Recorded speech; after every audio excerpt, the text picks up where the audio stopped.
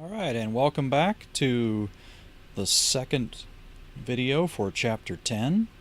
We have our saw blade as we constructed in the first video. So next we want to place that into a drawing. I'm going to go up here and click New. I'm going to choose Drawing.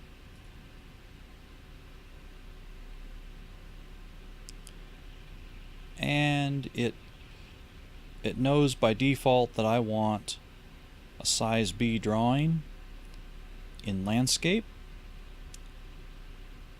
If I choose, I can change that at a later time, and I'll go over that in just a moment. Right away, because I have the model open, it gives me that as an option to pull into the drawing. So I'm going to go ahead and click Next. Choose my front view and go ahead and center that on the page. And I don't really need another view because the only additional information, as you can see, is the thickness of the part. So rather than take up a second view just to show the thickness of the part, for this particular example I'm not going to do a drawing for or a view for the side or the top. So I'm going to go ahead and click OK, and then, as I stated before, if I choose a different if I don't want a B ANSI landscape drawing, which is what I've got right now, I can choose to have an ANSI landscape or an A portrait. I could go to a C size if I choose, or a D size, whatever makes sense for the part that you're drawing. For my case, the B ANSI landscape is going to work out just fine. This is where I would also set the scale, and I think a 1:1 scale on this part looks just fine, so I'm going to leave it as 1:1. First angle or third angle is the type of projection we can choose from this window as well. Third angle projection is what we use primarily in the U.S. and in a few countries. First angle projection is used predominantly in Europe and a lot of other countries outside of the U.S.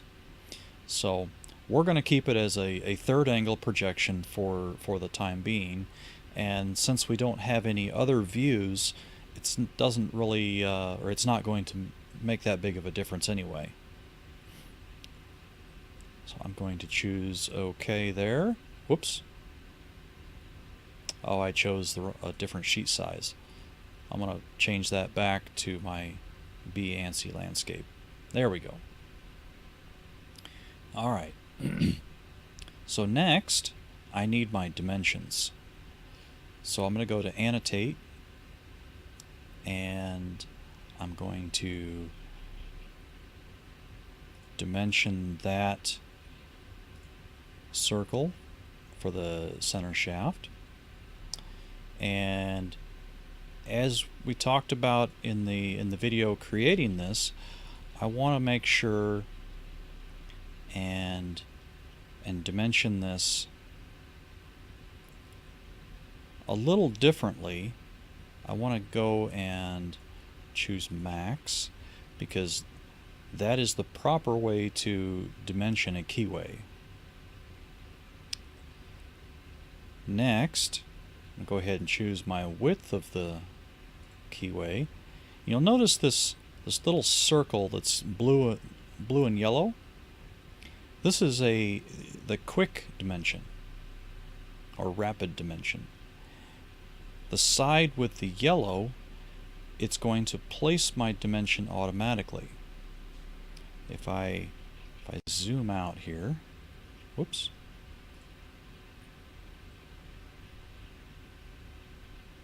Oop, don't have my presets. There we go. And it automatically placed it in a proper location outside of the part, away from where we were at. Next, I want to go ahead and add another dimension for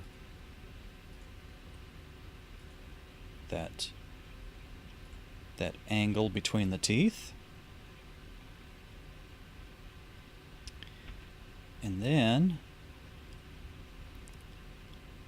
I want to go ahead and sketch a reference, because getting the diameter of these teeth, we don't really have a diameter circle. So we can do that by sketching on the drawing surface.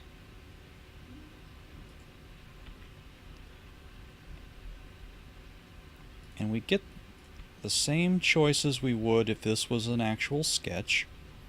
So we can make it for construction because we want those to be reference lines. Now that we have those, I can dimension to that. Come on, give me a... There. And it is going to be a driven dimension, and that's okay, because I want it to be a driven dimension.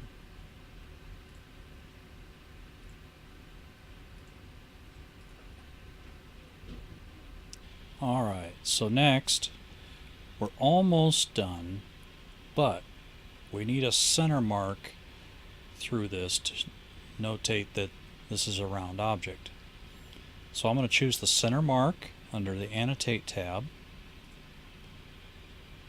and I'm going to go ahead and choose this outer construction circle so that my center lines for the center mark go all the way out to the outside of the part. Click OK, and just a look-see to see if there's anything else I need to dimension or place, and I don't see anything, so I'm gonna zoom all. And taking a look at my title block, everything seemed to come through okay except the material. I need to go back to my part and specify the material on the part because I didn't do that.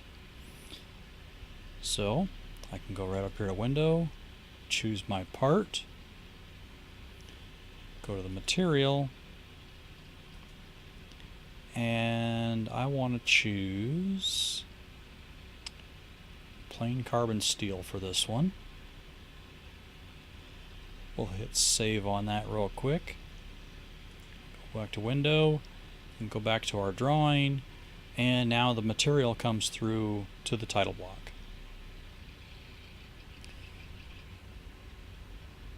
Alright, then we'll zoom all on that, and this drawing is complete except for details like the description of the part, which is another thing that I need to go back to the part for, only it's File, File, Properties.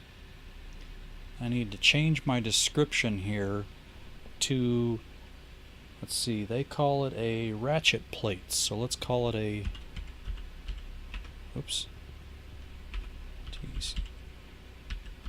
ratchet plate. Part number field is just a part number, so that's fine. And we can click OK. Quick save on that.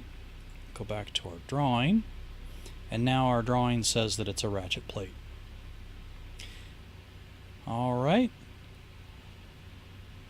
Now, one more thing that I noticed on here that I want to change. I want to change this drawing number to reflect my part number. I don't want it to say what the file name is. I want it to reflect that part number that I filled in on the part.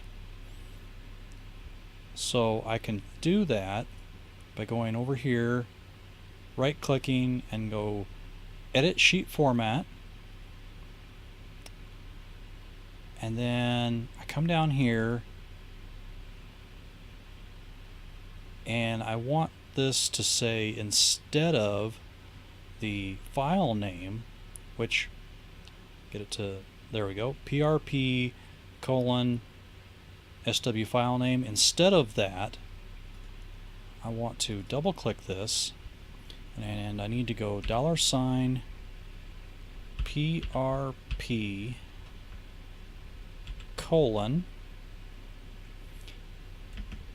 quote and part no quote. That should, whoops, that should do it. My notation's not quite right.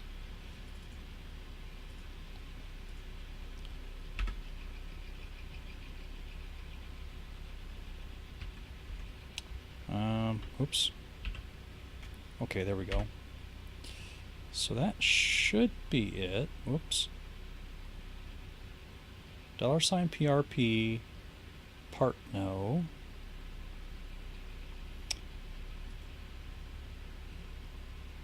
I have to go back to my part, the properties, part no.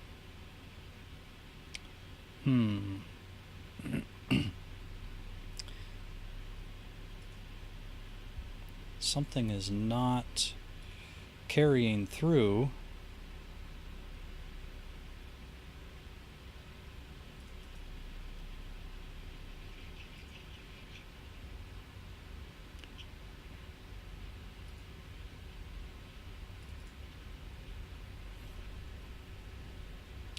Let's see.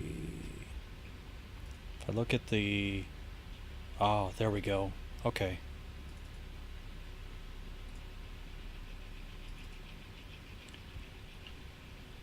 So my notation is incorrect.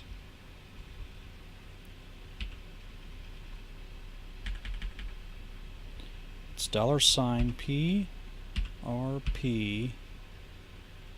sheet : quote,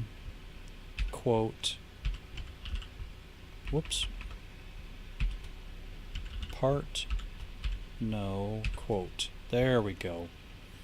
I had the wrong notation. This one, as you notice, says $PRP sheet : and then description. Oops, get that to highlight again. There we go, description. And so to get it to show a property field from the part, I have to say $PRP sheet. Stuff like the company name, $PRP : is pulling from the properties of the drawing. So if we go up here to the properties of the drawing, there's my company name right there. Alright, so now my part number is actually coming through as the proper part number. So now what I need to do is I need to go back to that model and change that to be the correct part number. So I'm going to go back to my part and properties and change this to, we could leave it as just 1, 2, 3, 4, 5, 6, but I want to change this to the chapter number dash exercise number, which is 2. And so that will now reflect, quick save there, that will now reflect on the drawing as the description of the exercise, and the drawing number will now reflect chapter and exercise out of the book. Last thing I need to check, and nope, I need to fix that. So we'll go edit sheet format, and we'll come in here where it says insert company name here. We're going to remove that, and since these drawings are just my demonstrations for education purposes, I'm going to go ahead and put my name in here in all caps.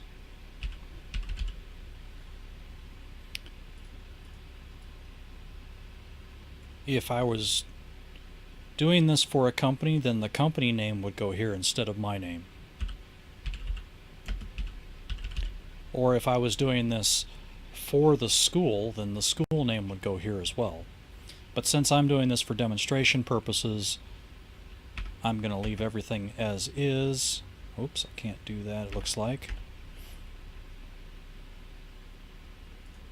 And so I don't like the way that looks. I'm going to go ahead and adjust some of the spacing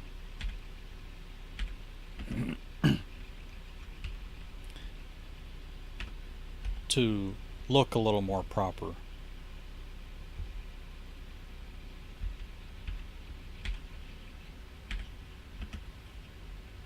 There we go. And so that may not be perfect, but that looks a little better than what it looked like before. So now I'm going to exit out of this and zoom all. And there is my part. I've got the outer diameter of the tooth. I've got the inner diameter of the tooth. I have the tooth spacing by way of degrees. I have the diameter of the shaft, which we want to change that. It says radius. I want to change that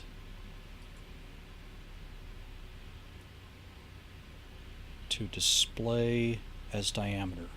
There we go. Shafts are normally dimensioned as a diameter, so I displayed the shaft size. The key width is 0.25, and then the spacing for the key is noted here from the bottom of the hole for the shaft. Now, looking at Machinery's Handbook, I can easily determine the proper size of the key that would need to go in here, given this dimension and this dimension, since those are the two dimensions given in the Machinery's Handbook. And that concludes the demonstration of putting this ratchet plate drawing together from the model.